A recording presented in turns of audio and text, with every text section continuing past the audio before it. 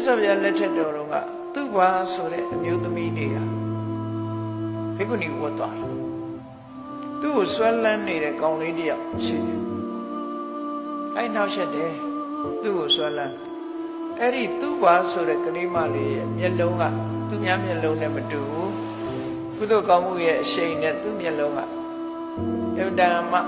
ချစ်ခင်မွေးရာကောင်းတယ်ပေါ့မျက်လုံးကအဲ့တော့အဲ့ဒီလူငယ်ကထေရီမဖြစ်လို့ဆုံးခံလာတဲ့အခါမှာလေအမြဲတမ်းစောင့်ကြိုပြီးနေတတ်တယ်အမြဲတမ်းသူကတန်ရောစင်ကြည့်ပြီးလိုက်တွေ့တယ်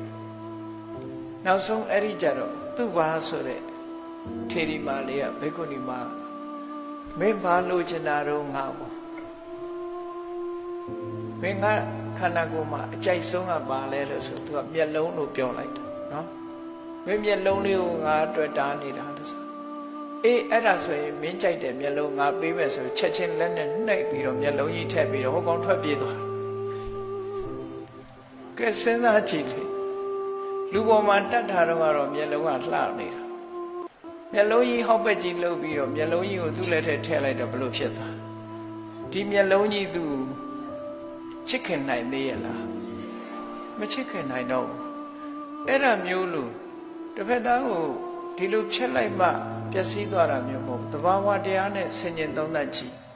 အော်လူဆိုတာငါခန္ဓာပဲဖြစ်ဖြစ်သူခန္ဓာပဲဖြစ်ဖြစ်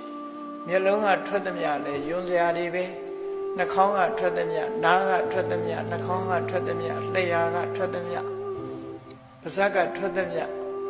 အားလုံးဟာယွန်းစရာတွေကြီးပဲခန္ဓာကိုယ်ကထွက်သမျှတွေကလည်းအားလုံးယွန်းစရာရှိပဲရေမိုးမချိုးပဲနဲ့တလောက်လောက်နေကြည့်မယ်ဆိုလို့ရှိရင်လူတွေဟာကိုယ့်ကိုယ်တောင်မှသတိကြမှာမဟုတ်ဘူးယွန်းစရာကြီးဖြစ်နေပြီဆိုအဲ့ဒီမတင်မတဲယွန်းစပွဲကောင်းတဲ့သဘာဝတရားတွေကိုဆင်ញင်သုံးသပ်ကြည့်ခြင်းအပြင်ရာဂဆိုတဲ့တွေ့တာမှုကိုလျှော့ချနိုင်ပါတယ်ဒီလိုဆိုတယ်ဒါအဖြစ်ပဲเนาะရှင်ဝင်ဂီတဆိုတာပုံနာလူငယ်တရားသာသနာ့ဘောင်ရောက်လာတဲ့အခါဆုံးခံသွားတယ်သူလည်းငယ်ငယ်ရွယ်ရွယ်ဆုံးခံသွားတဲ့အခါမှာ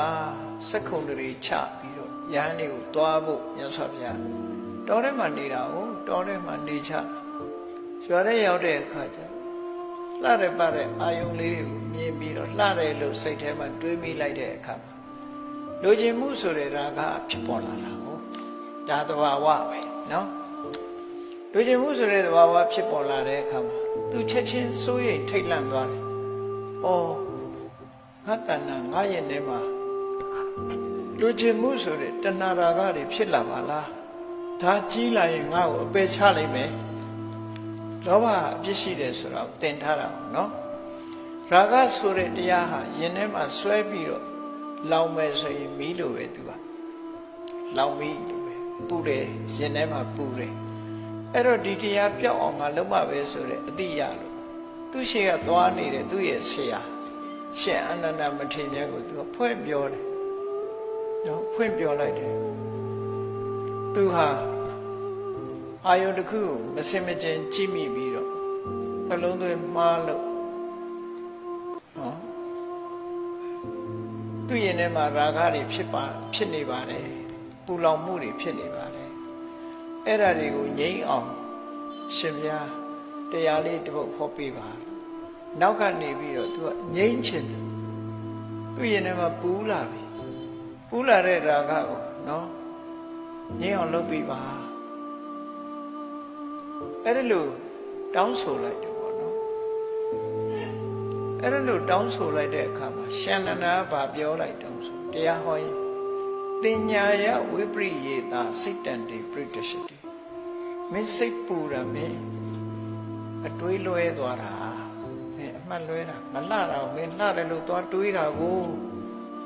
မလှတာတွေပဲကြည့်ယွန်စရာတွေပဲရှာကြည့်ဟောအတုဝတင်ညာပွားရမယ်ဆိုသူကသူဝတင်ညာဘယ်ဟာကပြင်လှတယ်မျက်လုံးကလှတယ်စပင်ကလှတယ်ဆို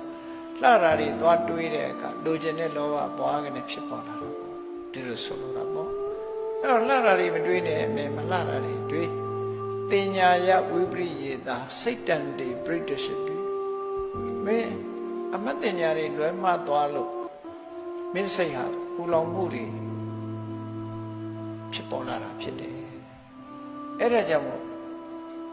အတုပါယစိတ်တံဘာဝေဟိမာနာနုတ္တယမောဇ္ဇဟာမင်းမလာဘူးဆိုတာတွေကိုပြန်စဉ်းစားလိုက်တွေးလိုက်သေးသေးချာချာသေးသေးချာချာမလာဘူးဆိုတာသိကြလောက်အောင်တွေးမာနတွေကိုဖယ်လိုက်ဘာလုံနိုင်တယ်ငါဖြစ်နိုင်တယ်ဆိုတဲ့မာနတရားတွေကိုမင်းမထားနဲ့ဆွန့်လွတ်လိုက်လို့